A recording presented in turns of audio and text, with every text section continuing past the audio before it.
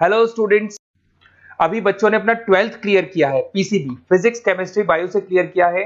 Now they are planning to do MBBS. MBBS का plan कर रहे हैं, नीट का एग्जाम उन्होंने दिया है।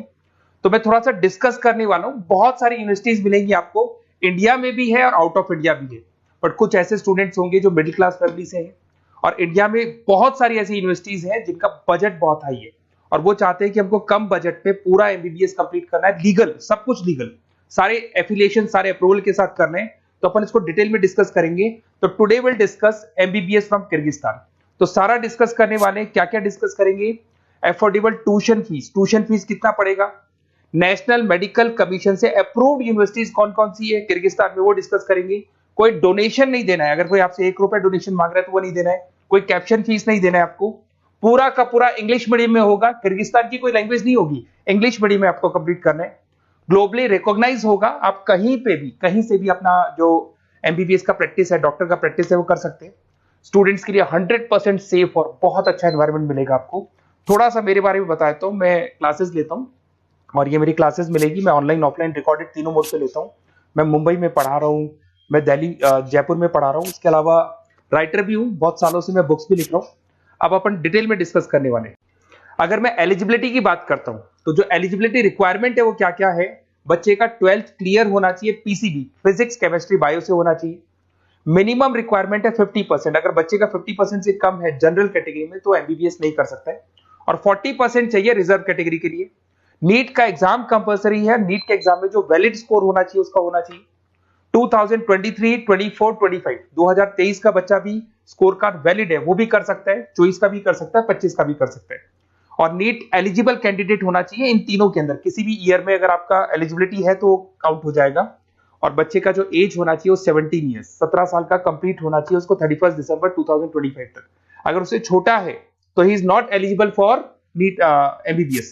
अगर मैं यहाँ पे बात करता हूँ एमबीबीएस का कोर्स डिटेल का बात करता हूँ, 5.5 साल का कोर्स है, उसमें 1 ईयर का इंटर्नशिप इंक्लूड है, मतलब 4.5 साल का कोर्स होगा और 1 साल का आपका इंटर्नशिप होगा।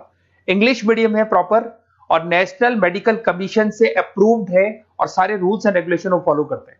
और इंटर्नशिप भी जो आपको करनी होगी वो भी किर्गिस्तान के अंदर ही करनी होगी। अगर मैं डॉक्यूमेंट्स की बात करता हूं तो बच्चे को 10th का 12th का मार्कशीट चाहिएगा, नीट का स्कोर कार्ड चाहिएगा, वैलिड स्कोर कार्ड, उसके पास वैलिड पासपोर्ट होना चाहिए, फोटोग्राफ्स 8 से 10 फोटोग्राफ चाहिए, डेट ऑफ बर्थ का जो सर्टिफिकेट है वो चाहिए, मेडिकल फिटनेस का लिए और एचआईवी वगैरह टेस्ट वगैरह सब करवाएगा वो। और एडमिशन लेटर जो सबसे इंपॉर्टेंट है, जो कॉलेज से आपको मिलने वाला है, जहां पे आप एडमिशन लेने वाले हैं, वो चाहिए। वीजा होना चाहिए आपके पास और ट्रैवलिंग इंश्योरेंस होना चाहिए, ये सारी चीजें चाहिए। एमबीबीएस कंप्लीट होने के बाद में अगर वो स्टूडेंट इंडिया में आके प्रैक्टिस करना चाहते हैं तो उसको foreign medical graduate exam clear करना पड़ेगा। जैसे वो क्लियर कर लेता है उसके बाद में इंडिया में प्रैक्टिस कर सकते हैं। अगर वो नीट पीजी के लिए जाता है तो पीजी के लिए जाएगा तो भी एग्जाम क्लियर करना पड़ेगा उसको। और अगर वो अब्रॉड में यूएस यूके, बाकी तो सब कंट्रीज में आप एलिजिबल हो गए, बट यूएस यूके के लिए आपको यूएसएमईएलई एग्जाम क्लियर करना पड़ेगा। और आप कहीं भी पूरे वर्ल्ड में आप जॉब कर सकते हो, किर्गिस्तान और किर्गिस्तान के अलावा किसी भी कंट्री में आप जॉब कर सकते हो। एमबीबीएस को लेके एक टॉप यूनिवर्सिटी है, that is royal metropolitan university, Bishkek में है, that is capital of Kyrgyzstan.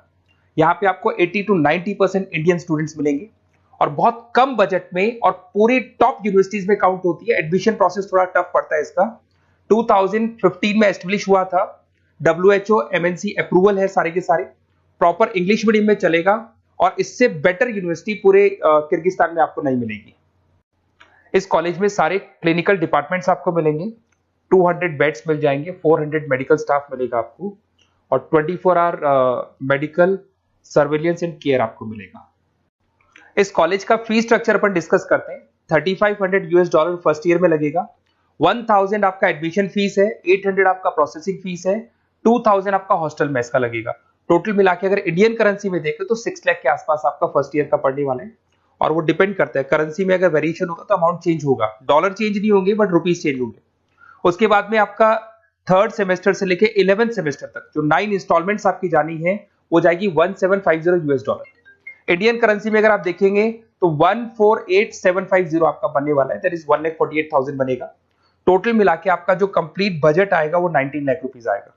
तो 19,59,000 राउंड फिगर में 20 लाख के आसपास मान लू, तो पूरा का पूरा कंप्लीट आपका एमबीबीएस 20 लाख में हो जाएगा। ये जो प्रोसेसिंग फीस $800 आपको $800 दिया जा रहा है, इसके अंदर आपका इमिग्रेशन लेटर हो गया, रेक्टर ऑर्डर हो गया, एडमिशन लेटर हो गया, ट्रेवलिंग इंश्योरेंस हो गया, मेडिकल इंश्योरेंस हो गया, डीओसी हो गया, आपका वीजा प्रोसेस हो गया, एयर टिकट हो गया, एयर पिकअप हो गया, आपका हॉस्टल लेटर हो गया, फॉरेक्स कार्ड हो गया, इमिग्रेशन डॉक्यूमेंट हो गया, और वन साइड का आपका जो एयर फेयर है वो भी इसमें इंक्लूड रहेगा। अगर मैं कॉलेज टूर की बात करूं तो यहाँ पे सारे आपको इंडियन स्टूडेंट्स मिलने वाले हैं, 80% इंडियंस मिलेंगे आपको यहाँ पे। देखिए आपको यहाँ पे हॉस्टल दिखाई दे रहा होगा, मेस में भी आपको इंडियंस मिलेंगे यहाँ पे, और कॉन्वोकेशन आपको दिखाई दे रहा होगा एट द टाइम जब डिग्री मिलता है, तो वो सारी चीजें मिलेंगी। और अगर आपको कुछ भी डाउट है तो आप इस नंबर पे व्हाट्सअप करें, मैं आपसे डिटेल में डिस्कस करूंगा।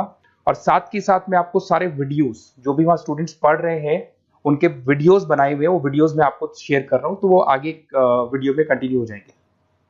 Hello, my name is Shweta. I'm a final year student of Royal Metropolitan University, and today we are gathered here to celebrate the Black Theme Day.